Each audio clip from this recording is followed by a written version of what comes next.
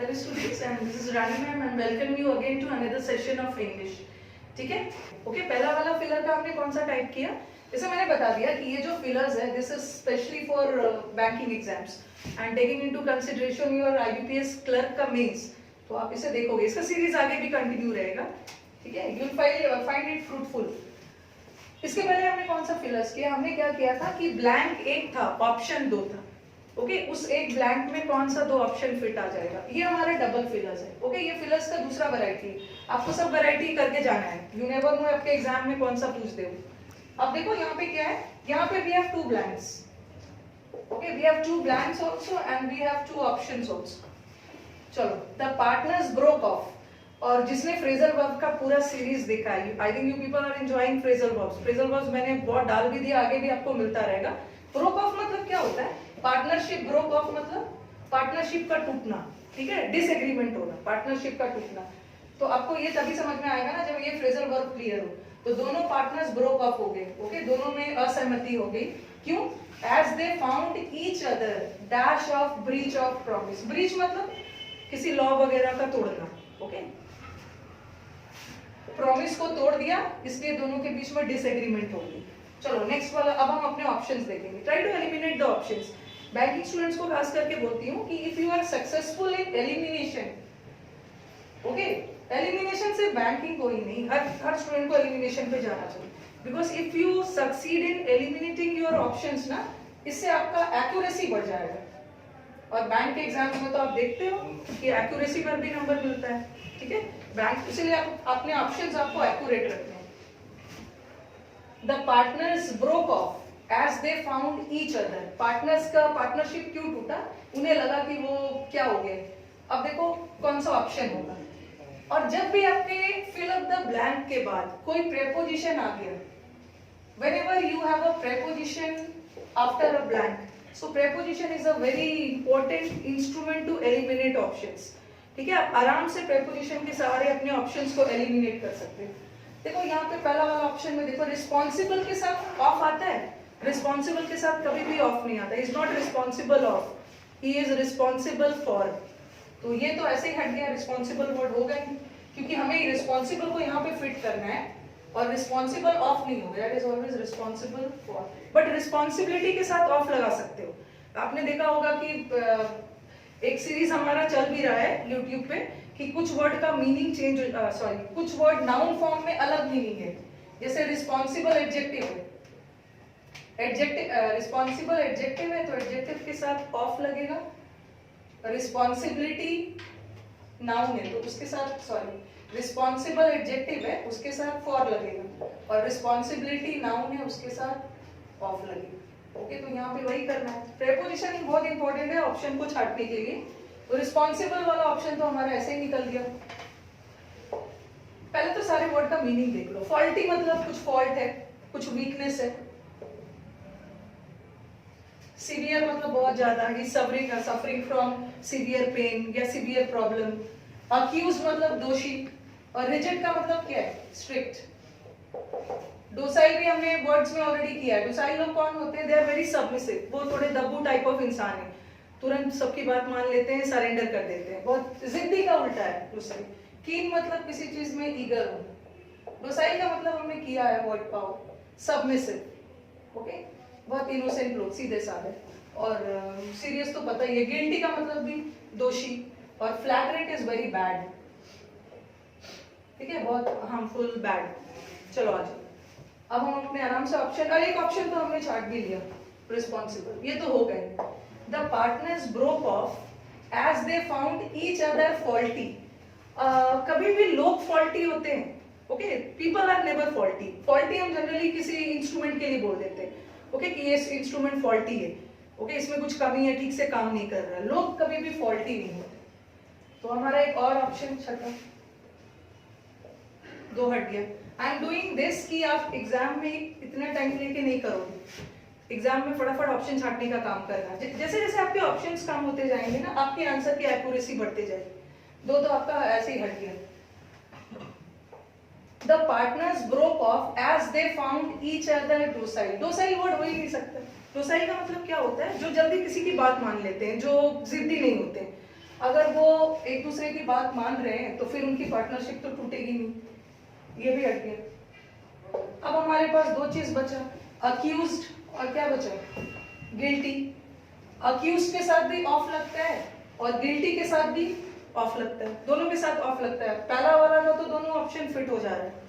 अब हमें डिसाइड करना है सेकंड वाले से। सेकंड वाले का है rigid breach of promise. Rigid का मतलब है स्ट्रिक्ट, ठीक है। तो आप मुझे बताओ कि यहाँ स्ट्रिक्ट वर्ड होगा, उनके प्रॉमिस बहुत स्ट्रिक्ट थे, प्रॉमिस स्ट्रिक्ट था तो फिर टूटता क्यों, तो that is फ्लैग्रेंट। फ्लैग्रेंट breach of promise means very badly उन्होंने प्रॉमिस को तोड़ दिया। तो अल्टीमेटली हमारा आंसर क्या है, that is the C part. Okay, now let us come to the other part. Some people have the dash for learning foreign languages. कुछ लोगों को तो फॉरेन लैंग्वेजेस लर्न करने का कुछ ऐसा होता होगा, बट अब देखो बट आ गया इसमें से, ठीक है। But they have no dash in speaking any. एक पॉजिटिव एक नेगेटिव सेंस में जा रहा है कि कुछ लोगों को है कि लैंग्वेज सीखने में तो बहुत ज्यादा इंटरेस्ट होता है बट बोलने में नहीं। देखो सीखने में है बट बोलने में नहीं। अब देखो सम पीपल हैव द माइनिया। माइनिया मतलब क्या होता है, माइनिया इज अ नेगेटिव वर्ड। ये जो माइनियाकल लोग कौन होते हैं, वो थोड़े से सनकी होते हैं, ओके, थोड़े अबनॉर्मल लोग हैं, कब के अनप्रिडिक्टेबल। तो यहाँ तो पॉजिटिव वर्ड चाहिए। और एक चीज और, देखो फिक्स प्रेपोजिशन कितना इंपॉर्टेंट है। चलो आपको सपोज इसका मीनिंग नहीं भी पता, फिर देखो यहाँ पे क्या आ गया, सेकेंड वाला ऑप्शन। बैंक स्टूडेंट्स को बोला हुआ है कि अगर आपका फर्स्ट ऑप्शन फिट करने में मुश्किल हो रहा है तो गो फॉर द सेकेंड। आपको याद होगा मैंने फ्रेज फिक्स प्रेपोजिशन के सीरीज में अर्ज वर्ड दिया है, अर्ज फॉर, ये सब वर्ड दिया, अर्ज, यर्न, लॉन्ग। इसका मतलब होता है किसी चीज की तीव्र इच्छा, और ये हमेशा अपने साथ कौन सा प्रेपोजिशन लेता है, फॉर। बट ये जो अर्ज है ना, हमें सेकंड वाले ऑप्शन में फिट करना है, तो अर्ज के साथ तो इन कभी आएगा ही नहीं, ये हटा। सेकंड वाला आ जाओ, some people have the stamina. चलो स्टैमिना लगा भी दिया क्योंकि एग्जाम में तो एग्जाम के दिन लगता है ना कि सारे ऑप्शन हो सकते हैं। स्टैमिना मतलब कैपेसिटी, अंदर से एनर्जी, ताकत। कुछ लोगों को स्टैमिना होती है, वैसे स्टैमिना नहीं फिट होना चाहिए, बट अगर मैं जबरदस्ती फिट भी कर देती, सेकेंड ऑप्शन में क्या आना चाहिए, फॉन्डनेस। और अभी जो हम प्रेपोजिशन कर रहे हैं उसमें मैंने आपको फॉन्ड और फॉन्डनेस दोनों दिए है। फॉन्ड क्या है, एडजेक्टिव है, और फॉन्डनेस क्या है, नाउन है। और हमने किया है कि अगर फॉन्ड आ गया तो फॉन्ड के साथ ऑफ लगाओगे, ठीक है, और फॉन्डनेस के साथ फॉर लगाओगे। अगर मुझे यहाँ पे ये वर्ड फिट करना हो, फॉन्डनेस है तो फॉन्डनेस इन नहीं होगा, फॉन्डनेस होता तो उसके साथ ऑफ फॉर लगा हुआ होता, बट यहाँ तो इन लगा हुआ है। ये भी ऑप्शन आपका आ गया। Now come to the third.